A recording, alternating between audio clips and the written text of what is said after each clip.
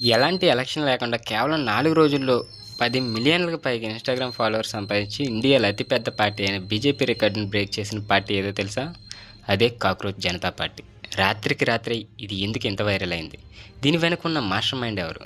ఈ వీడియోలో క్లియర్‌గా తెలుసుకుందాం. కొత్తవారు చూస్తే ఛానల్ తప్పకుండా సబ్స్క్రైబ్ అయితే చేసుకోండి. సో ఇక టాపిక్‌లోకి వెళ్ళిపోదాం. అసలు ఈ కథ మే 15న మొదలైంది. సుప్రీంకోర్టు చీఫ్ జస్టిస్ సూర్యకాంత్ గారు ఒక కేసు విచారణలో కొందరు నిరుద్యోగ యువతను బుద్ధింకులు అని అన్నారని వార్తలొచ్చాయి. ఆ తర్వాత ఆయన ఫేక్ డిగ్రీ వాళ్ళని ఉద్దేశించానని క్లారిటీ ఇచ్చినా సరే, ఇప్పటికీ సోషల్ మీడియాలో నిరుద్యోగులు బాగా కోపం తెప్పించాయి. ఈ కోపాన్ని ఒక ట్రెండ్‌గా మార్చాడు 30 ఏళ్ల అభిజిత్ దీప్తే.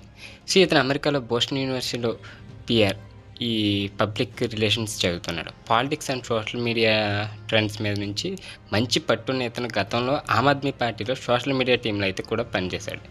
యువతను బొద్దింకలు అన్నందుకు నిరసనగా మే 16న అభిజిత్ ట్విట్టర్లో అయితే ఒక గూగుల్ ఫామ్ పెట్టి కాక్రోచ్ జనతా పార్టీ సీజేపీని స్థాపించినట్లు ప్రకటించాడు. దేశంలో సిస్టమ్ అంతా కుళ్ళిపోయింది కాబట్టి మేము బుద్ధింకల్లా బయటకు వస్తున్నామని ఒక పవర్ఫుల్ మెసేజ్ ఇచ్చాడు. సో ఇక మే 17న ఇన్‌స్టాగ్రామ్‌లో అకౌంట్ ఓపెన్ చేస్తే కేవలం 78 గంటల్లో 3 మిలియన్ల ఫాలోవర్స్ వచ్చారు. మే 20 తేదీ కల్లా అది ఏకంగా 10 మిలియన్లు దాటేసింది. BJP official account 8.7 million followers ఉంటే సీజేపీకి దాన్ని చాలా సింపుల్గా క్రాస్ చేసి సెన్సేషనల్ క్రియేట్ చేసింది. ఈ పార్టీ ట్యాగ్లైన్ భలే ఫన్నీగా ఉంటుంది. Voice of the lazy of unemployed, అంటే సోమరులు నిరుద్యోగులు గొంతుకు నిరుద్యోగం. సో ఈ ఎగ్జామ్ పేపర్ లీక్స్ మీద యువతతో ఉన్న ఫ్రస్ట్రేషన్ని వీళ్ళు మీమ్స్ రూపంలో భలే వాడుకున్నారు.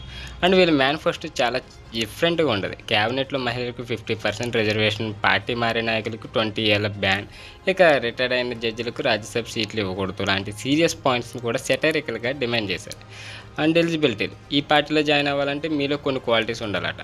మీరు నిరుద్యోగి అయి ఉండాలి, బద్ధకస్తులు అయి ఉండాలి, ఎప్పుడు ఆన్లైన్లో ఉండాలి. ఇదంతా చదువుతుంటేనే జంజీకి బాగా కనెక్ట్ అయిపోయింది. ఇది కేవలం మీమ్ పేజీకి పరిమితం కాలేదు.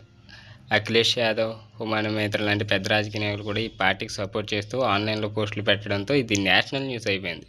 సో అందరికీ వచ్చే డౌట్, ఇది నిజంగా ఎలక్షన్లో పోటీ చేస్తుందా అనేది లేదనేది ఫ్రెండ్స్. ఇది కేవలం ఒక సెటరికల్ ఆన్లైన్ మూమెంట్ మాత్రమే. ఒక చిన్న జోక్గా మొదలై సీజేపీ ఈ రోజుల్లో కోట్ల మంది గొంతుకుగా మారిపోయింది. మీమ్స్ పవర్ ఏంటో ప్రూవ్ చేసింది. మరి మీలో ఎంతమంది ఈ పార్టీలో జాయిన్ అయ్యారు కింద కామెంట్ చేయండి.